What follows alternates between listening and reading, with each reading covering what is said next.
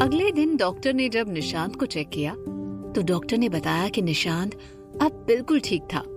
ये सुनकर सभी खुश हो गए। ऋषित और रिद्धिमा के बाद अगर कोई ज्यादा खुश था तो वो थी सोनिया, क्योंकि सोनिया जानती थी कि निशांत ठीक हो गया। इसका मतलब था कि अब ऋषित और रिद्धिमा का तलाक होगा।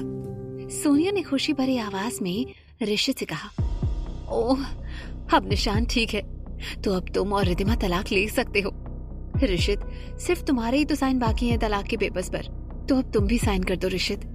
ये सुनकर अरुण ने सोनिया की तरफ गुस्से से देखा और रिद्धिमा ने ऐसे मुंह फेरा जैसे उसे कोई फर्क ही न पड़ता हो। लेकिन ऋषित ने कुछ और ही फैसला लिया था और वो अपना फैसला सोनिया और सबको सुनाते हुए बोला, सोनिया, उससे पहले मुझे कुछ जरूरी काम करने हैं। निशांत का नाम कुछ पेपर्स पर बदलना है और फिर निशांत की स्कूल में एडमिशन भी करनी है। उसके बाद साइन करूंगा। जिस पर रिद्धिमा ने कुछ नहीं कहा तो वहीं सोनिया ने दिल ही दिल में सोचा कि और कितने दिन उसे रुकना पड़ेगा। ऋषित से बहस करने के लिए सोनिया ने कुछ कहने की कोशिश करते हुए कहा, लेकिन ऋषित सोनिया को बीच में ही रोकते हुए बोला, रिलैक्स सोनिया, बहुत सारी बातें हैं and I am working on it. ये सुनकर सोनिया चुप हो गई और ऋषित फिर अपने ऑफिस निकल गया। रिद्धिमा को याद आया कि गौरव ने उसे फोन किया था, लेकिन तब रिद्धिमा निशांत को लेकर बहुत स्ट्रेस में थी, तो रिद्धिमा ने गौरव से मिलने के लिए इनकार कर दिया था। रिद्धिमा ने सोचा कि अब निशांत ठीक था तो वो गौरव से मिल सकती है, इसलिए रिद्धिमा ने गौरव को फोन किया और उससे मिलने चली गई। थोड़ी देर बाद गौरव और रिद्धिमा एक कैफे में कॉफी पी रहे थे। रिद्धिमा गौरव से माफी मांगते हुए बोली, आई एम सॉरी गौरव, मैं सच में बहुत बिजी थी, इसलिए तुमसे बात ही नहीं कर पाई। जिस पर गौरव ने मीठी आवाज में कहा, कोई बात नहीं रिद्धिमा, लेकिन सब ठीक है ना? उस दिन पार्टी में मैंने तुम्हें प्रपोज किया और उसके बाद तुम मिली ही नहीं और फोन पर भी बात नहीं हुई, तो मुझे लगा कि कहीं तुम मुझसे नाराज तो नहीं। जिस पर रिद्धिमा ने सच बताते हुए कहा, नहीं गौरव, मैं तुमसे नाराज नहीं हूँ। एक्चुअली दिल्ली में मेरे बेटे की तबीयत खराब हो गई थी तो इसलिए मुझे जाना पड़ा। अब तक रिद्धिमा ने निशांत के बारे में छुपा रखा था क्योंकि वो नहीं चाहती थी कि ऋषित को किसी तरह निशांत के बारे में पता चले। पर अब ऋषित को सब पता चल चुका था और जल्दी ही उनका तलाक भी हो जाएगा। फिर सभी को ये बात वैसे ही पता चलनी थी, इसीलिए रिद्धिमा ने भी निशांत के बारे में गौरव को बता दिया। और वैसे भी रिद्धिमा नहीं चाहती थी कि गौरव उसे लेकर अपने दिल में कोई भी आस रखे। रिद्धिमा की बात सुनकर गौरव ने शॉक्ड होने का नाटक करते हुए पूछा, तुम्हारा बेटा? तुम्हारा और ऋषित का बेटा? तुमने तो ऐसे कभी कुछ बताया नहीं था। तुमने कहा था कि तुमने अपने बच्चे को खो दिया था। गौरव ने जानबूझकर अनजान बनने का ड्रामा किया क्योंकि गौरव नहीं चाहता था कि रिद्धिमा को पता चले कि वो उस पर नजर रखे हुए है। रिद्धिमा ने सच कबूल करते हुए गिल्टी आवाज में कहा, सॉरी गौरव, मैंने तुमसे झूठ कहा था। एक्चुअली किसी वजह से मुझे मेरे बेटे निशांत के बारे में सबसे झूठ बोलना पड़ा, पर अब मैं उसे मुंबई लेकर आई हूँ।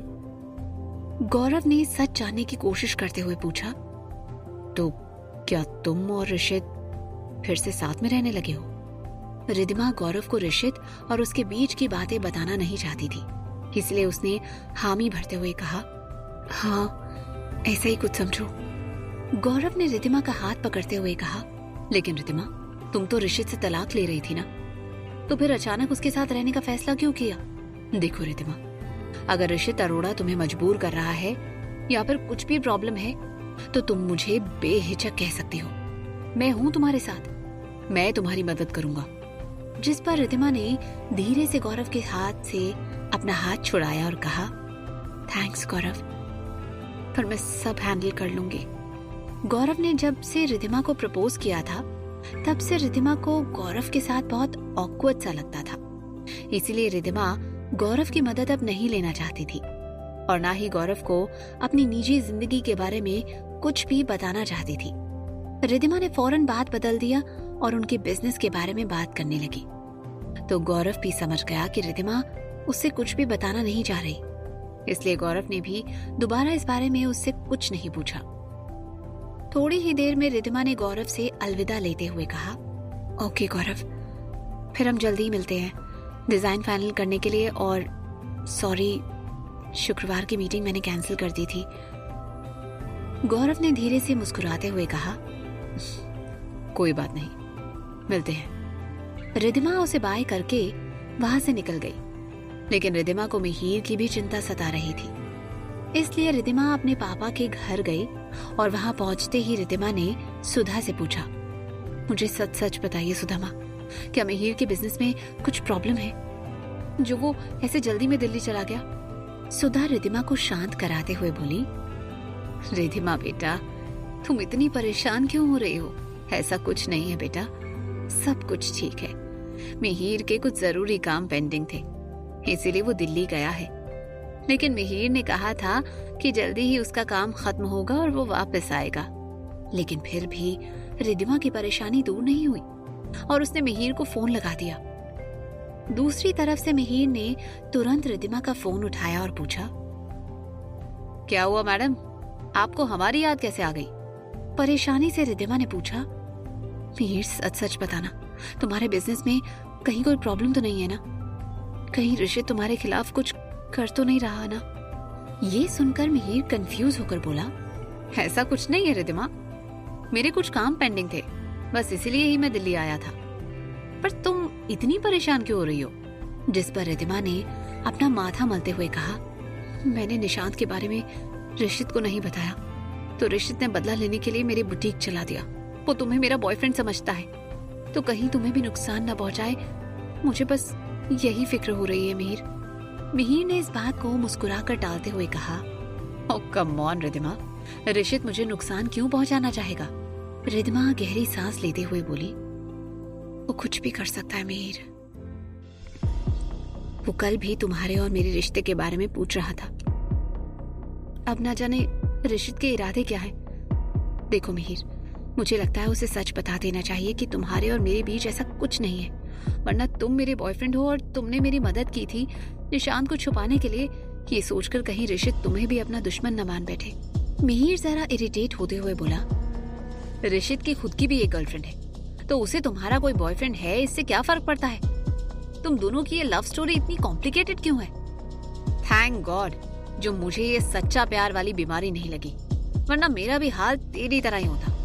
रिद्धिमा मुस्कुराते हुए अविश्वास में सर हिलाने लगी और बोली, देखते हैं, मैं तो चाहती हूँ कि तुम्हें ये बीमारी हो। मिहिर झूठे गुस्से से बोला, अरे तुम मेरी दोस्त हो या दुश्मन? रिद्धिमा सीरियस हो गई और बोली, दोस्त ही हूँ, और यही बात मैं ऋषित को बता दूंगी, क्योंकि मैं नहीं चाहती कि मेरी वजह से वो तुम्हारा कोई नुकसान करे।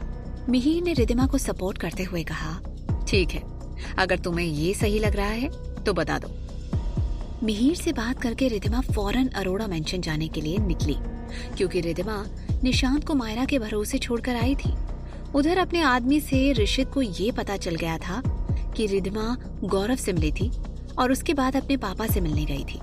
ऋषित को ये भी पता चल गया था कि मिहिर अपने काम के सिलसिले में दिल्ली लौट गया था। ये सब जानकर ऋषित इरिटेट होते हुए बोला कि रिद्धिमा आखिर चाहती क्या है, कुछ तो गड़बड़ है।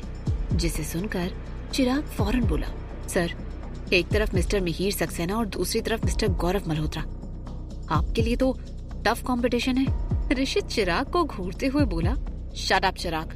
जिस पर चिराग ने हड़बड़ाते हुए कहा, लेकिन सर मैं तो सच ही बोल रहा हूँ। ऋषित ने आईब्रोज चढ़ाते हुए चिराग को देखा और गुस्से से उसने कहा, तुम्हें मैंने मिहिर सक्सेना के बारे में इंफॉर्मेशन निकालने को कहा था, तो उसका क्या हुआ? चिराग जरा डर कर जवाब देते हुए बोला, सर वो थोड़ा टाइम, मतलब जल्दी ही हो जाएगा सर, मैंने आदमियों को लगा दिया है, लेकिन थोड़ा टाइम तो लगेगा ना सर। ऋषित ने इरिटेट होकर टेबल पर हाथ पटका। ऋषित अब अपने सारे सवालों के जवाब जानना चाहता था, चाहे उसके लिए उसे कुछ भी करना पड़े।